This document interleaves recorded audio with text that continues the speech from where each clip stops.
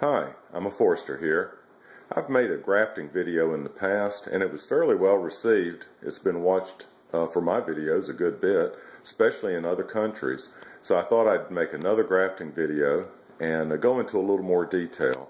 And we start with the refrigerator, because this is where we store a lot of our material. There's some pollen up there for controlled pollinations. And I have 2 refrigerators worth of scion material that we're going to be grafting. We've got a lot of work ahead of us, and this is what I'm going to be grafting today. The cuttings are in here. This is what we call scion. Put it in the cooler, and then we'll add some ice to it. Keep it cold during the day so it doesn't dry out. Alright, now we're out to the field. The next step in the process is to prepare the scion for grafting. So I've taken them out of the plastic bag. They're wrapped in moist tissue to keep them wet so they don't dry out. You'll notice the tags, we have to keep them properly identified so we don't mix them up. But basically what we do is we strip all the foliage off and all the pollen catkins, so we end up with something like this. Then we dip that, just the bud, into some melted paraffin. Let that harden, set it out to dry, and then we'll move to the field. One of the benefits of working out in the field is that you get to see a lot of wildlife. Can you spot those 2 deer, white-tailed deer, down this fire lane? Let me zoom in a little and see if you can see them. How about that?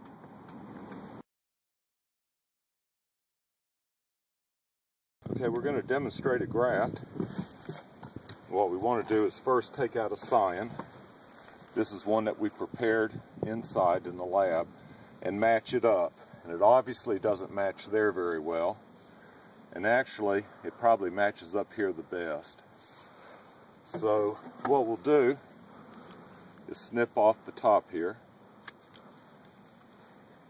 And I'm going to go ahead and snip off one of these side limbs. And then just gently take off some of the foliage. You don't want to take it off so roughly that you strip the bark. But you want to give a nice clear area where you can work. Alright, this is the grafting knife. This is my Victorinox.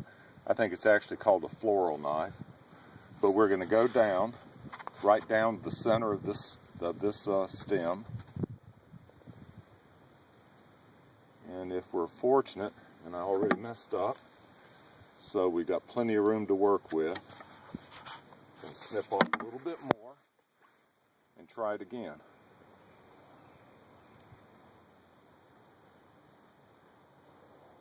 And that time it worked perfect. You use a clip to keep that together. Okay, now we're going to turn our attention to the scion. One thing to look for is this area right here will not graft, won't heal. So we're going to snip this off right above that. And we're going to cut this scion into a wedge shape.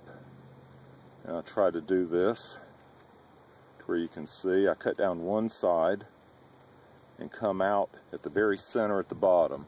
Now the areas that actually form a union are the green cambium areas. Okay, so now I'm going to turn it over, do the exact same thing on the other side, and try to come out right at the bottom, just like that, and you have a wedge shape. Alright, we take our paper clip off, and if we've done it right, the cambium on both sides will match up. They match up on one side, and one side is really about all you have to have. It's good if you can match up on both, though.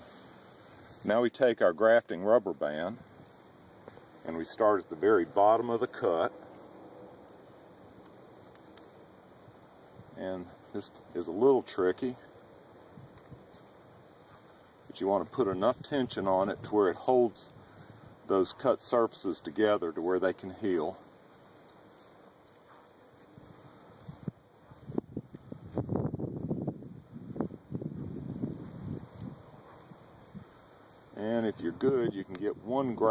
grafting rubber to go the whole way.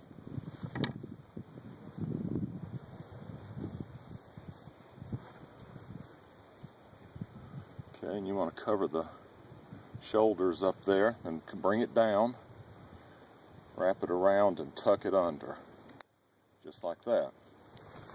Okay, now the part that I don't like the most is putting this paraffin on to keep it from drying out. Mainly because I can't get this paraffin, the paper, off very well. That one came off okay. But this warms up to the touch of your hand, and you put it over that grafting rubber and stretch it.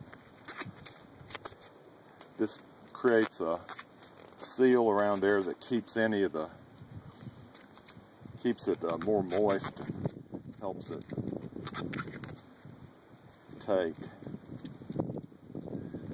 Okay, and you can press it down and the warmth of your hand makes it seal.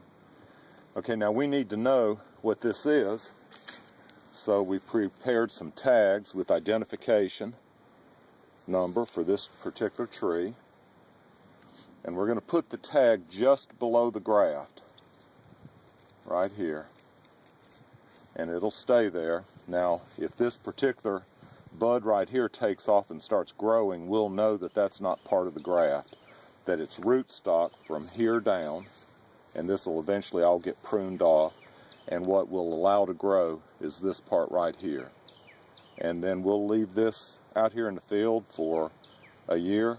Next winter we'll transplant it into the orchard, and that's how you do a graft. Here's the end result of what we're grafting for. This is an orchard. This is our newest orchard and the one that we're trying to expand with some better selections. And this is what I wanted to show you. This is the graft union right there above my finger. That's how tall the tree was where we made the graft. Now here's an older orchard right next to this young orchard, and this is one tree. I don't know if you're going to be able to see it, but the graft union on this tree is right here. So anything below that is rootstock, and anything above it is a result of the graft.